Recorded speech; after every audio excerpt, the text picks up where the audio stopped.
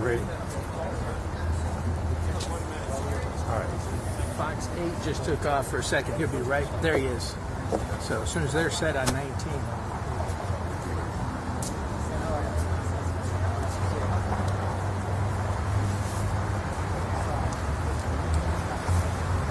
You got it? Okay.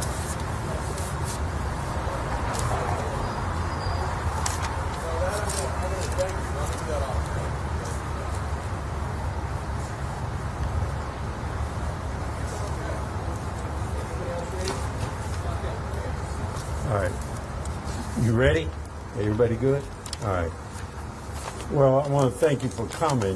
This press event is about the recent ruling of the Ohio Supreme Court, who ruled against the city in regards to our construction residency law, which better known as the Fannie Lewis Law.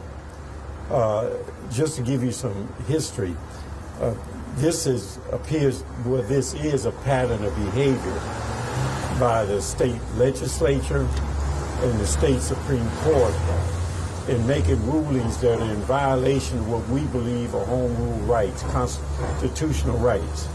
It goes everywhere from city employment for city employees. Their ruling in regards to that, their rulings in regards to our challenge to gun laws, and particularly assault weapons, our actions that we took in regards to predatory lending. All of these things were essential and important to local communities, and we believe we had the right to home rule on all of them.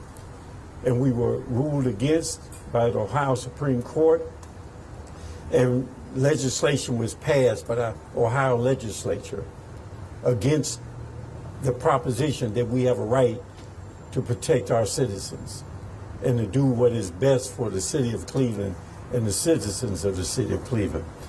Now, the most recent thing is our residency law on construction, the Fannie Lewis Law. And be patient with me. Let me give you a brief history here to show you that this is just not a fly-by-night thing. When I was council president about 15 years ago, I worked with the building trades. Lori Soggs was then the president of the building trades. And we worked and we met monthly and sometimes bi-weekly for a year or more to fashion what we now call the Fannie Lewis Law, that really said that 20% of the construction hours spent on construction work where the city of Cleveland has investment in that project, that 20% of those hours would go to Cleveland residents. And we're not just talking about residents with no skills or people who had no ability. We're talking about people who would become or either members of or would become part of the building trades. So it took us over a year to negotiate that, and we came up with a solution.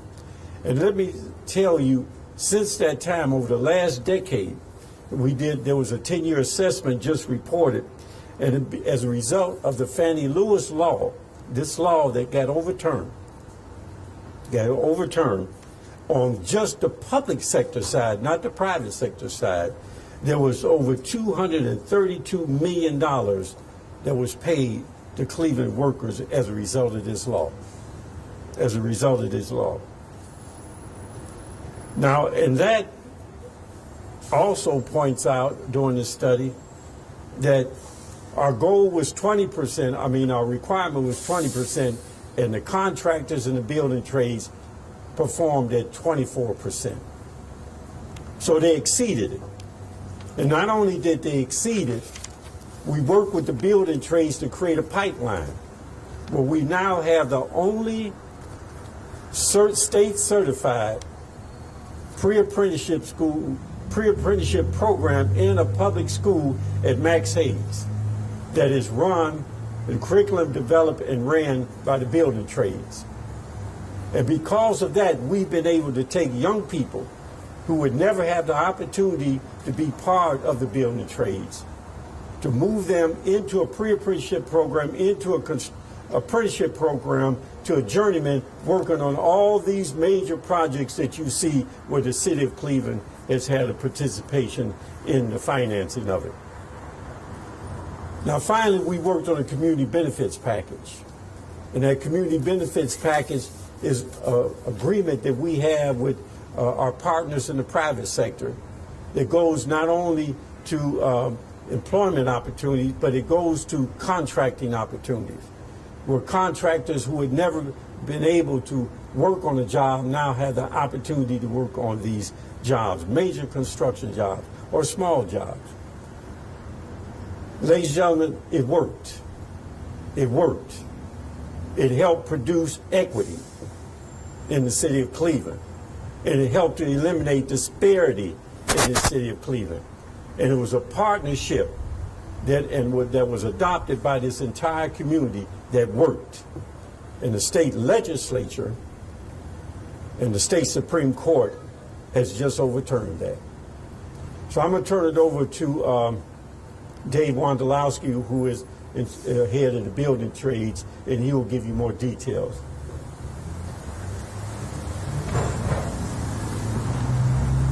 Good afternoon. The building trades are saddened today and disheartened by the ruling from the Ohio Supreme Court. We're still reviewing the decision and looking at what options we have, and I'm certain that we'll be working along with the city to remedy this in any potential way we can.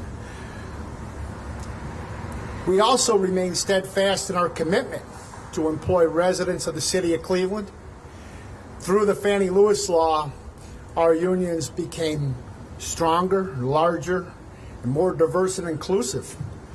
That was a win-win for everyone. Men and women in the city of Cleveland not only getting a job, some kind of a temporary job, but actually getting into an apprenticeship program, which leads to a journeyman status per individual that in time they are able to earn a pension and health and welfare, retire with dignity, and have a trade that they can take with them anywhere. The law has been very helpful in our recruiting efforts. The law has been a matter of sound public policy, so much so that it's been adopted in community benefit agreements with private owners. That's the extent of how much people appreciate the law and what it's done. We don't have a problem on projects where there's a city requirement for 20%. We exceed that percentage on a regular basis.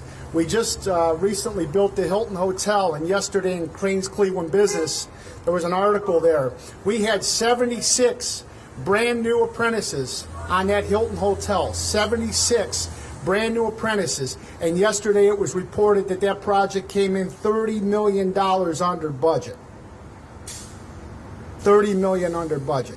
This is a matter, again, it's a matter of good public policy. We're going to continue to do business that way because that's our culture. We're going to continue to employ city residents, recruit city residents, and our contractors are going to continue to hire them because they're skilled people and they deserve the work. But today's a sad day when a community is not allowed to make sure or assure that its tax dollars go to support its local residents. The associations, contractor associations, and others that wrote briefs in support of this decision today are worried about profits. They're worried about profits and bottom line. This isn't about hiring the best qualified workers for those individual associations or trade groups. This is about hiring cheap workers that are unskilled, that come in here and don't pay local income tax, and that's what this law potentially can do. I believe with the resolve of the mayor, the council, and the business community here in Cleveland, we will continue business as usual. Thank you. Sorry. At this point in time, I'm going to bring up a good partner, a good friend, and a person that we've worked with on a regular basis here that's helped us in our recruiting efforts, and that is Norm Edwards. Hi, good afternoon, everybody. This is a very, very sad day for the entire city of Cleveland and a black eye to the entire state of Ohio. The progress that has been made with the Fannie Lewis Law is unprecedented. 10, 15 years ago, at Cleveland Clinic, there was not one black contractor that worked on any of Cleveland Clinic's projects in their history. We've changed that. We've taken young men and women, city residents, who pay taxes in the city of Cleveland, and we have recruited them and started a pre-apprenticeship program and worked jointly with the city of Cleveland and with the building trades to get them into the building trades unions through their apprenticeship programs. It has worked. We have journeymen now that are making top wages. All of the projects are going well throughout the greater Cleveland area. And you get a Supreme Court decision that wants to reverse it. I say it's Donald Trumpism at its best. We're going in reverse now. The racism is terrible here, and it's got to stop. I mean, why would you overturn something? We're trying to stop the young men and women, give them an alternative instead of going to college, give them a great alternative. These are life-changing jobs that we were not allowed into before. We've broken a barrier. We've gotten there. And now they want us to go in reverse. We're not going anywhere. We're going to fight this fight. We're going to continue to do what we do to improve the city of Cleveland, and we're going to move forward. Thank you.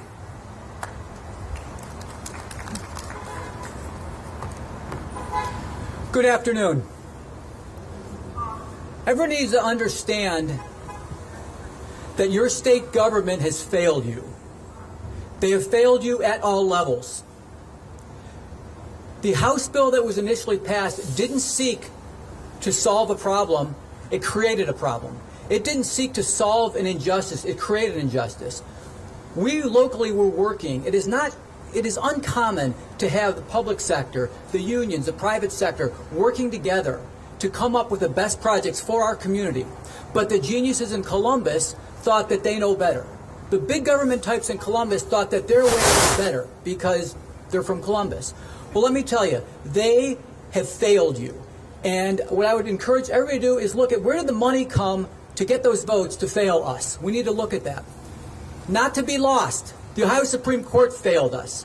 And what everybody should know is what this Ohio Supreme Court did is they essentially allowed the legislature to amend the Constitution without a vote of the people. What the Ohio Supreme Court said is that the legislature under Section 234 can do whatever it wants. It essentially amended out Article 18, which is our home rule authority. Your state government failed you at every single level. In the city of Cleveland, we're proud of the Fannie Lewis Law. We're proud of the jobs it's created. We're proud to be standing here with the city, with the building trades, with the Black Contractors Association. In addition to those jobs it's created, there are dozens of examples of small businesses that became part of this as maybe a subcontractors that have gone on to build their business, to expand their business by hiring local. It's created opportunities. And now our state government is again trying to limit our local authority, and in doing so, they're trying to limit the opportunities that are available to residents of the city of Cleveland. Nobody should forget this. Nobody should forget this when you go to the ballot box. We have to pay attention to who we elect to the Supreme Court because, folks, we are at a low water mark for our state government. I'm counting on our newly elected governor. I'm counting on the new House leadership to right this wrong. I don't know what the answer is going to be, but we're not over. This isn't over today. This is just beginning. We're going to fight this. I don't know what it's going to look like, but trust me, this is not the end of this discussion. This is just the beginning. This is an absolute disaster. This is an absolute failure by our state government, and I look forward to everybody joining us in this fight. So thank you. All right, any questions? Questions? Mr. Mayor, I have one.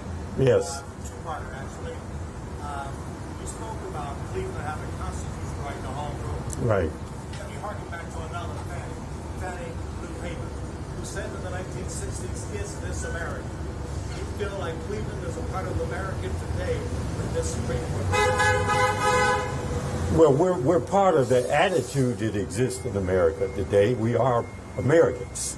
So we are part of that attitude that exists, that, as the Council President said, that an attitude that takes action, that creates injustice, that creates inequities, that continues to create a higher disparity gap. It is those kind of policies that result in the kind of social and economic conditions that we face today. This Fannie Lewis Law, along with our community benefits package, was designed to eliminate those disparities, to create a better equitable outcome, to have everyone share in the prosperity. You know, these are Cleveland dollars. These are investments in Cleveland with significant Cleveland public dollars. And as in the building trades and the local Contracts Association agreed with us that because we are allowing these developments to occur to the tune of billions of dollars, that it's only proper and right that the people of the city of Cleveland participate in those jobs. And so this is about equity, this is about disparity, this is about justice and injustice. And the council president hit it on the nose, that these kind of things are creating injustice, not justice. They are creating wider disparity rather than eliminating, and they're creating inequities rather than equities. We have gone for a long period of time trying to close those gaps to make sure that everybody can participate in the prosperity and the quality of life, and now we have to face this. What are you going to do now? Well, that's to be decided. I know that one of the things we're going to do is we're going to file for reconsideration. We're not going to let them just go. I don't know if we have a recourse to a higher court. I don't think so, because it's a state issue. But I do believe, at minimum, we will ask them to reconsider their decision. Mayor, will some of the projects that are on the city table now, will they have to be rebid out and redone? No, the condition by which we do things, they know when a contractor comes and bids, they understand that when they bid, there are certain requirements that they have to have. Some of those things may be MBE, FBE, and one of the major things is Fannie Lewis, because it is not a good faith or best faith. It is a law that says you have to do this, and you have some exemptions that you can get if in fact certain things happen, certain conditions. So those things that we've done so far, they're in effect, we're under contract. Those things as we go forward, I'm pretty sure the contractors will look at this decision and may make a decision that says, well, I don't have to do this anymore.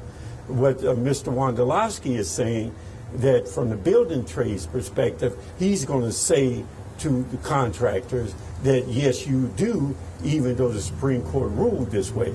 But we'll have to see how that pans out. What do you tell the kids in the apprentice program? Going to make them harder to stay here in Cleveland and get a job? Well, what do you tell a kid on a dream deferment?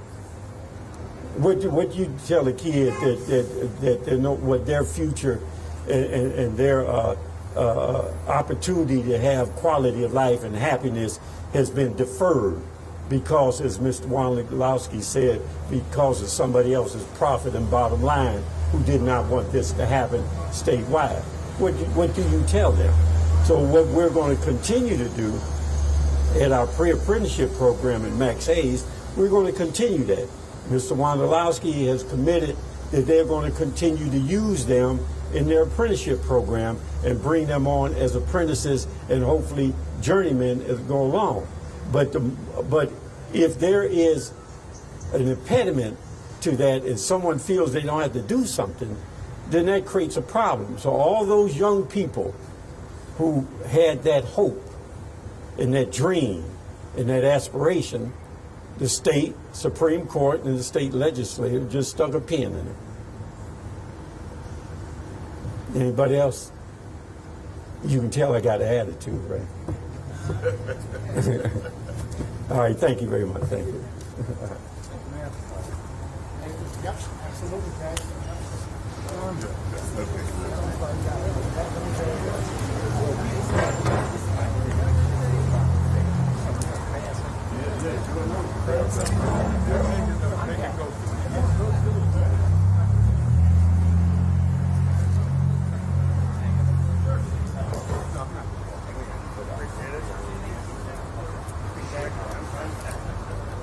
especially while it's nice out.